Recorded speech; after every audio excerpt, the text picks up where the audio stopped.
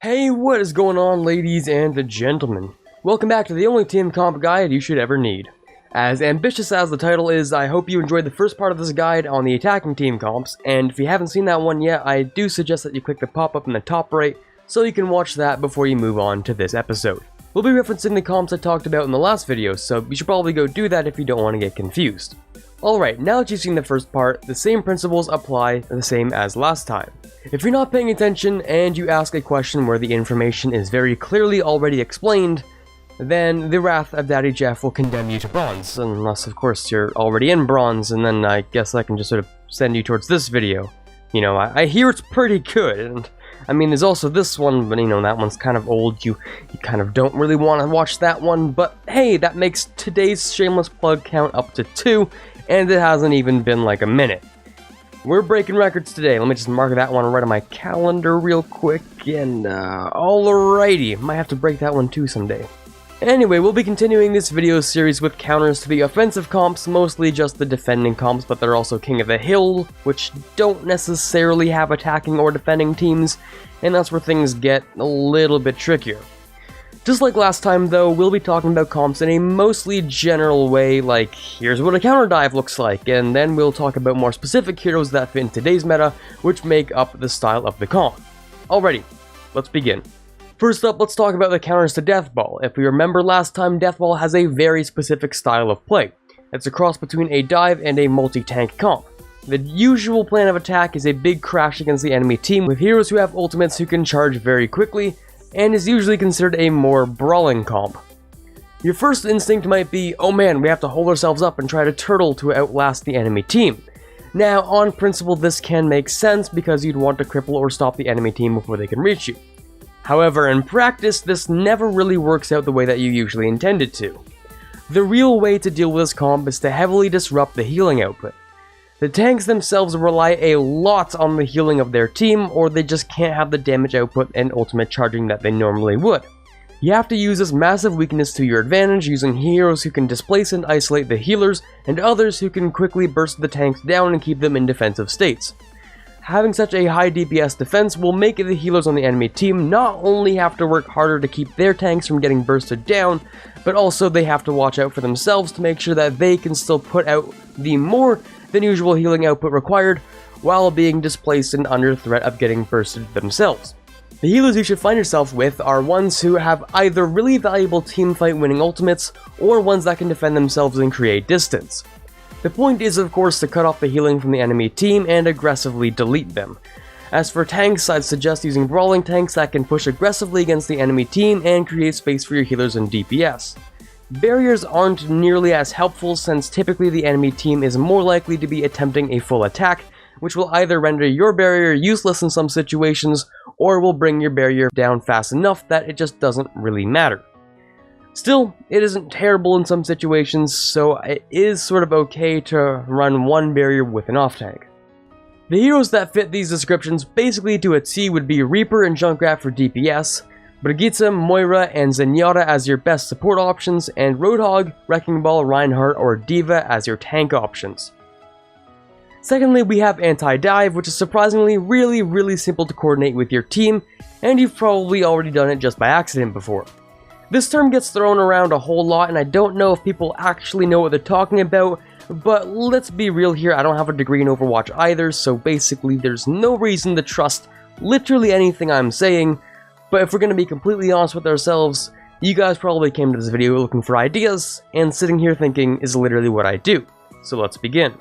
The concept of anti-dive is really sort of precise and requires lots of attention to detail. There are a lot of parts that are actually quite complicated. Complicated parts that fall into place only when you become a true master of Overwatch. Oh my god, it's done the bejesus out of them until it can't move. Okay, yes, crowd control is how you counter dive, okay? You just CC until they give up. Imagine you're trying to dive in as Winston and suddenly your controls just stop working altogether for a solid 4 seconds. That's basically CC in a nutshell. What this does is pretty obvious. It makes sure your supports don't die, which means you can safely delete the dive tanks with less threat of losing healing output. And it means you can also focus on the rest of the attacking team. The best way to make this work is with your basic defending 2-2-2 comp, but with a lot more emphasis on the CCs. In this case, your best bet as of the current patch would include Brigitte and Moira/Mercy as your supports, Brigitte for the obvious 1-second CC and ability to create distance, as well as having that sweet 50 armor, and Moira because her fade makes her a much harder target for dive tanks. Mercy's okay just for the healing output and the res, but she's relatively defenseless, and even Guardian Angel cannot guarantee her survival for kind of a lot of the time really. As for your tanks, I recommend Orisa because of her halt and fortify along with their armor, allowing her to destroy most dive tanks up close, and Roadhog because of hook CC and damage output. Your DPS can be mostly whatever you choose, but for maximum CC I would go with McCree and Mei. McCree for again obvious reasons as he's a perfect anti-flanker, and Mei's interesting because she can blockade healing from the dive tanks once they go in by guarding and blocking chokes. Next is the defending cheese comp, which is similar to the attacking cheese comp, but might not have much relevance in the future if hero reworks keep going in the same direction that they've been moving in so far. Now, defending cheese comp is similar to the attacking cheese comp where it uses really high DPS heroes, and instead of becoming a moving tank, the purpose is to hole up in an area and prevent the enemy team from reaching your position, or generally just try and melt them. Now, you've probably already been acquainted with this one just like in the attack version. Since it most likely won't be used in the future, here's what heroes are typically used in today's patch. Your DPS will probably end up being Bastion in either Junkrat or Reaper, or maybe another really high DPS hero. You could also go even harder past the State of Redemption and use Symmetra or Torbjorn. As for tanks, it's basically just shields. Like lots of shields. Like, you know, Orisa, Reinhardt. Screw it, just throw Winston in there, if you really want to. I mean, you shouldn't, but you could. Just more barriers. If you find yourself in a situation, however, where you don't have an active barrier up in front of your Bastion, then he sort of dies, and you lose a very vital part of your team comp. So if your Bastion dies, just like the attacking one, the team comp falls apart. The healers are kind of really simple, just use Moira and Mercy for the big sustain, and also for that sweet res. We'll be skipping over the 2-2-2 counter because it's the exact same thing that I described in the first part, and, you know, the first part, the 2-2-2 isn't actually a strategy, so there's no counter strategy to it. You just use a regular comp, or maybe another 2-2-2. That's it. There you go. Secrets revealed. 2-2-2 counters 2-2-2. Congratulations. Let's just move on. So next we have some of the most confusing comps to play against, and those are the triple and quad tank comps. So the first things you'll notice when defending against these comps are 1, they move very fast, and 2, suddenly you're going to need a new change of pants. On 2CP, or basically anything with a capture point that isn't King of the Hill, there's a real chance of getting wiped out by this comp in the first minute and a half.